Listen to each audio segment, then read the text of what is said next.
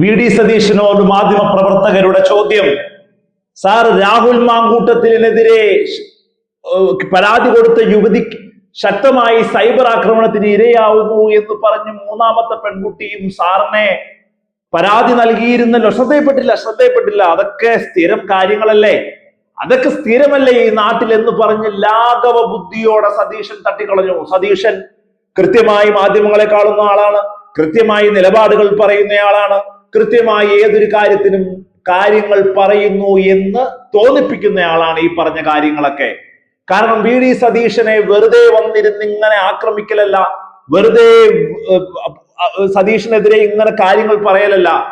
സതീശൻ എടുക്കുന്ന ഒരു നയമുണ്ട്. സതീശൻ പറയുന്നത് മുഴുവനും നമ്മൾ കണ്ണടച്ച് വിശ്വസിക്കണം എന്നുള്ള ഒരു മിഥ്യാബോധം അല്ലെങ്കിൽ ആ ഒരു അഹന്ത സതീശനുണ്ടെന്ന് പറയാതെ വയ്യ. ഈ വീഡിയോ കാണുമ്പോൾ ആരൊക്കെ കോൺഗ്രസ്സുകാരുണ്ട്, UDF-കാരുണ്ട്, സതീശനിൽ വലിയ ശുഭാപ്തി വിശ്വാസം അർപ്പിച്ചിരിക്കുന്നവരുണ്ട്. അതിലൊന്നും ഞങ്ങൾക്ക് തെറ്റില്ല. സതീശൻ ചെയ്യുന്ന നല്ല കാര്യങ്ങളെ നല്ലതെന്ന് പറയുക തന്നെ ചെയ്യും. പക്ഷേ സതീശൻ എടുക്കുന്ന ചില സ്റ്റാൻഡുകൾ, സതീശന് ഉത്തരമില്ലാത്തടത്ത് നിന്ന് ഒളിച്ചോടുന്ന കാര്യങ്ങൾ നോക്കൂ നിങ്ങൾ. രാഹുൽ മാങ്കൂട്ടത്തിൽ AP അനിൽകുമാറിന്റെ മകന്റെ വിവാഹത്തിന് പങ്കെടുത്ത് UDF-കാരുടെ, സ്ത്രീകളുടെ, കുട്ടികളുടെ ഒക്കെ കൂടെ സെൽഫി എടുത്ത് അവിടെ താരമായി നിന്നു.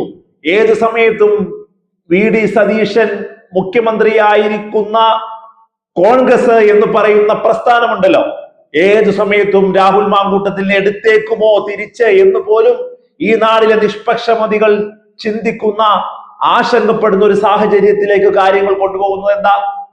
രാഹുൽ മാങ്കൂട്ടത്തിൽ വിഷയത്തിൽ അച്ചടക്ക നടപടിയിലേക്ക് കോൺഗ്രസ് പോകുമ്പോ കോൺഗ്രസ് കിടന്ന് ഉഴലഞ്ഞത് നമുക്കറിയാം.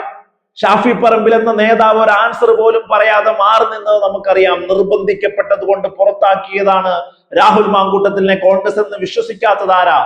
ഷാഫി മാധ്യമങ്ങൾക്ക് മുമ്പിൽ പ്രതികരിക്കേണ്ട അവസ്ഥ വന്നതുകൊണ്ടാ പ്രതികരിച്ചേ എന്ന് ചിന്തിക്കാത്തവരാരാ? അതുപോലെ തന്നെ രാഹുൽ മാങ്കൂട്ടത്തിൽ വിഷയത്തിൽ ഒരു ചോദ്യം ചോദിക്കുമ്പോ ഏതൊരു കാര്യത്തിലും നിലപാട് എനിക്കുണ്ട്, ഞാൻ ആൻസർ പറയും നിങ്ങൾക്ക് മുമ്പിൽ എന്ന് പറയുന്ന സതീശൻ എന്താ പറയേണ്ടത്? സതീശൻ പറയണം ശക്തമായ നടപടി ഉണ്ടാവും, സ്ത്രീകൾക്കെതിരെ നടപടി ഉണ്ടാവും. ആഭ്യന്തരമന്ത്രി രമേശ് ചെന്നിത്തല അതല്ലേ ചെയ്തേ? നോക്കൂ ആ ചോദ്യത്തോട് എങ്ങനെയാണ് വി ഡി സതീശൻ പ്രതികരിച്ചതെന്നത്.